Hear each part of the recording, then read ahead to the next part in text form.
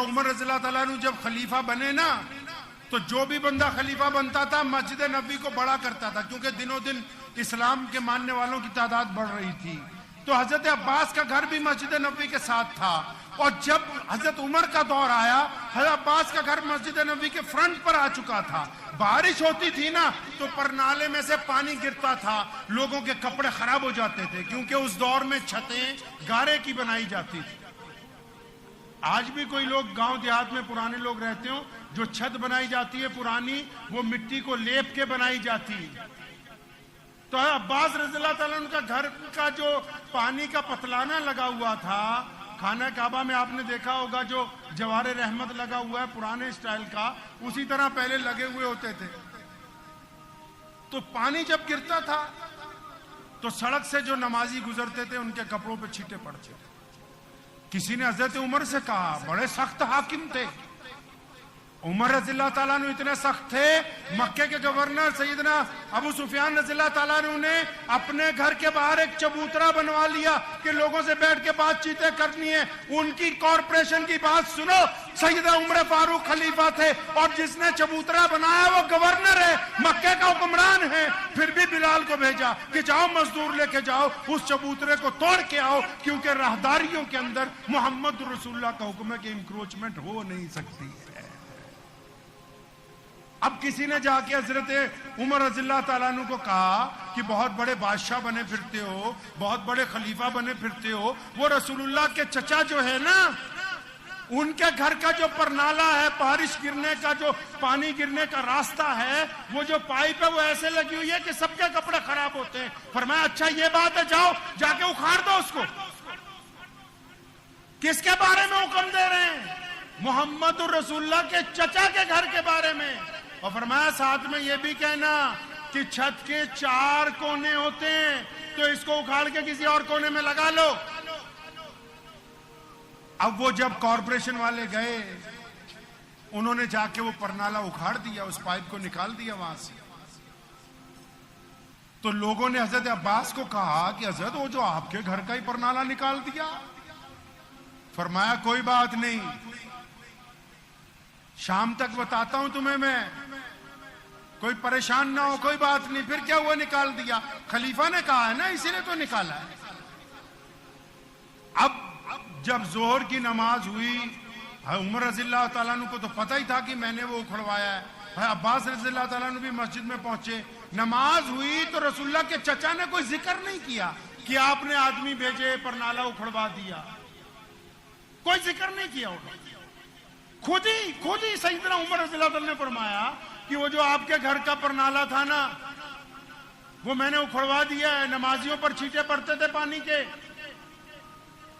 تو سنیں رسول اللہ کے چچا نے کیا کہا۔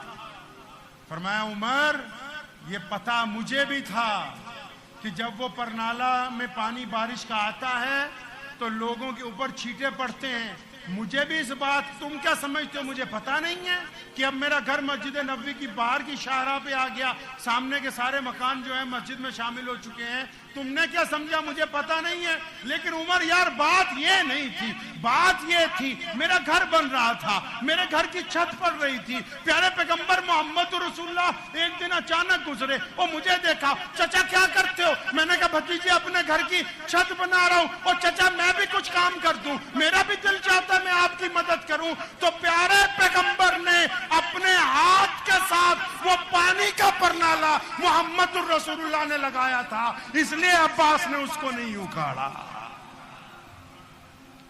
سنیں اتنی بات سننی تھی، عمر فاروق پر لرزہ طاری ہو گیا۔ جلیل القدر صحابی ہے، کیسر و کسرا کے بادشاہ کانپتے ہیں۔ امریکہ کے مصنف نے لکھا ہے کہ 10 سال اور زندہ رہتے تو پوری دنیا تک اسلام پہنچاتے۔ وہ بادشاہ ہے کہ جس دن روم کا سفیر آیا تھا مدینے میں، اس نے سوچا تھا مسلمانوں کے اس بادشاہ سے ملنے جا رہا ہوں کہ جس کا نام سنتے قلعے خالی ہو جاتے ہیں، جس کی سلطنت میں کبھی زنا نہیں ہوا، جس کی سلطنت میں کبھی شیر اور بکری نے ایک دوسرے پر حملہ نہیں کیا، وہ بادشاہ۔ اس نے سوچا میں جاؤں گا، محل ہوں گے، پروٹوکول ہوگا، درباری بیٹھے ہوں گے۔ وہ جب وہ پہنچا تو مدینے کے बाहर ही नबी हजरत उमर फारूक मिल गए एक बाग में। उससे पूछा खलीफा कहाँ है, और फरमाया यहीं फिर रहा था, बाग में होगा। बाग में गए तो देखा खलीफा एक पत्थर पर सर रख के सो रहा है, गूढ़ी नींद। तो सफीर ने कहा था हमारे बादशाह लोगों से ज्यादतियां करते हैं, इसलिए महलों पर दरबान लगाने पड़े। तू इंसाफ करता है, इसलिए तुझे पत्थर के तकिए के ऊपर भी सुकून की नींद आ रही है। सुने फिर क्या हुआ। ये वाकया उनके लिए सुना रहा हूं जो इस्लाम को तोड़ मरोड़ के इल्लत पैदा करते हैं। ओ नहीं जी, आप नहीं समझते, मजबूरी है जी, आप नहीं समझते मौलाना साहब, बड़ी मजबूरी है उनके लिए। जब सैयदना उमर रज़ियल्लाहु ताला अन्हु को ये पता लगा ना कि ये परनाला तो, ये पाइप तो मोहम्मद रसूलुल्लाह ने अपने हाथ से लगाई थी, उमर खड़े हो गए, सैयदना अब्बास के हाथ पकड़े, रोने लगे और फरमाया मेरे आका ने वो लगाया। फरमाया हाँ, मोहम्मद रसूलुल्लाह ने लगाया। फरमाया चलो वापस लगाओ, मैं चलूंगा, मैं सवारी बनूंगा, मेरे आप कंधों पर पैर रखेंगे, आप उमर के कंधों पर खड़े होकर उसे लगाएंगे। सैयदना अब्बास रज़ियल्लाहु अन्हु ने फरमाया उमर रहने दे, इससे लोगों को चींटे पड़ते थे। फरमाया पड़ते रहे चींटे, पड़ते रहे चींटे, लोगों के कपड़े खराब होते रहे, उमर वो करेगा जो रसूलुल्लाह ने किया है। उमर लोगों की इल्लत को अपनी नजर के अंदर नहीं लाता है। सैयदना मोहम्मद रसूलुल्लाह कहिए सल्लल्लाहु सल्लल्लाहु सल्लल्लाहु सल्लल्लाहु।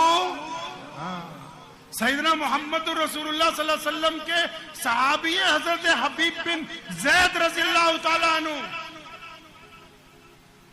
सैयदना हबीब बिन ज़ैद छाबड़ी में रख के खजूरें बेचते हैं। ये आप लोगों को मैं 1400 साल पीछे इसलिए ले जा रहा हूं कि आप 1400 साल के बाद ये भूल गए कि मोहम्मद रसूलुल्लाह सल्लल्लाहु अलैहि वसल्लम की शख्सियत कैसी थी। आपको मसले पता है, आपको फतवे पता है, आपको तनकीद पता है, आपको एक दूसरे की दुश्मनी पता है, आपको नमाज में रफ़ादैन या रफ़ादैन ना करने का तरीका पता है, आपको मोहम्मद रसूलुल्लाह की सुबह शाम पता नहीं है।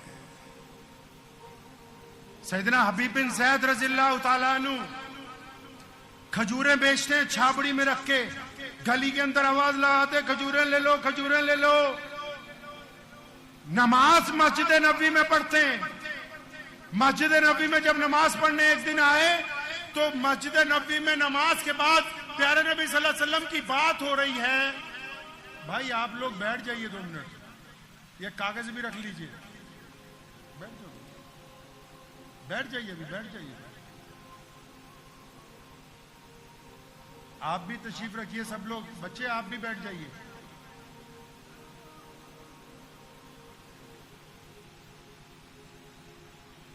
सैयदना हबीब बिन ज़ैद रज़ियल्लाहु ताला अन्हु मस्जिद नबी में बैठे, प्यारे नबी सल्लल्लाहु अलैहि वसल्लम का बयान हो रहा है।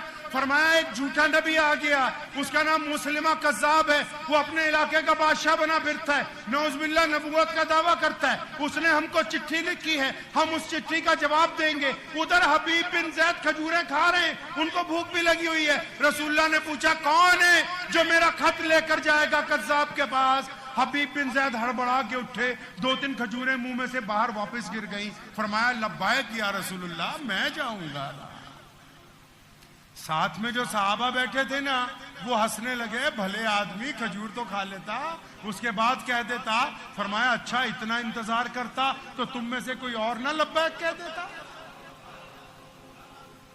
सुनो, हबीब बिन ज़ैद नबी अलैहि सलाम की चिट्ठी लेके चले। जब घोड़े पर सवार होकर निकले, जब उस बादशाह के महल में पहुंचे तो बड़ा जालिम बादशाह था, अपने आप को नौज़ुबिल्लाह नबी कहने लग पड़ा था। जब नबी अलैहि सलाम की चिट्ठी लेकर उसके पास गए हैं तो हबीब बिन ज़ैद रज़ियल्लाहु अन्हु ने कहा कि मैं मोहम्मद रसूलुल्लाह का कासिद हूं, ये खत लाया हूं तुम्हारे लिए। तो मुस्लिमा कज़्ज़ाब ने कहा कि मैं नौज़ुबिल्लाह इस खत को नहीं पढ़ूंगा, तुम खुद अपने नबी का खत पढ़ के मुझे सुनाओ। वहां कोई बात नहीं, उन्होंने नबी अलैहि सलाम का खत खोला और पढ़ना शुरू किया। کہ یہ خط ہے محمد الرسول اللہ کی طرف سے، یہ خط ہے محمد الرسول اللہ کی طرف سے مسلمہ کذاب کے نام۔ ابھی اتنا ہی پڑا تھا، بادشاہ اٹھ کے کھڑا ہو گیا، کیونکہ مسلمہ اس کا نام تھا، لیکن کذاب تو جھوٹے کو کہتے ہیں، کذاب تو بے ایمان کو کہتے ہیں، کذاب تو ڈاکو کو کہتے ہیں۔ اس کو غصہ آ گیا کہ میری اتنی بڑی بادشاہی میں، میرے جرنیلوں میں، میرے وزیروں میں یہ بندے نے مجھے کذاب کہہ دیا۔ اس کو شدت کا غصہ آیا، کہنے لگا سن لے سفیر، اپنے لفظ واپس لے لے، میں ان لفظوں کو برداشت نہیں کرتا۔ حبیب بن زید نے کہا کہ اب تو بھی کان کھول کے سن لے، محمد رسول اللہ نے جو کہہ دیا اور جو لکھ دیا، اب قیامت تو آ سکتی ہے، رسول اللہ کے فرمان کو تبدیل نہیں کیا جا سکتا۔ قیامت آئے گی، اب رسول اللہ کے فرمان کو تبدیل نہیں کیا جا سکتا۔ سنو حیدرآباد کے غیور مسلمانوں، یہ اس شہر کا نام مولا علی کرم اللہ وجہ کے نام پر، حیدر کرار کے نام پر رکھا گیا ہے۔ مولا علی رضی اللہ تعالیٰ عنہ کے نام سے منسوب شہر میں رہنے والا، سنو حبیب بن زید کے ساتھ کیا ہوا۔ مسلمہ قذاب نے اپنا جلاد بلایا اور حبیب بن زید کو کہنے لگا اچھا میں تجھے ماروں گا، تجھے ڈر نہیں لگ رہا کہ تم معافی مانگ لے؟ حبیب بن زید کہنے لگے اے قذاب میری بات تو سننا، میرے مدینے میں 6-7 بچے ہیں، میں روزانہ ان کی رزق کے لیے نکلتا ہوں، میرے آقا نے جو مجھے سفیر بنا کے بھیجا نا، مجھے اپنے رب کی قسم ہے مجھے اپنے بچوں کی بھی یاد نہیں آئی، میں تو محمد رسول اللہ کے عشق میں بس تیرے تک پہنچ گیا۔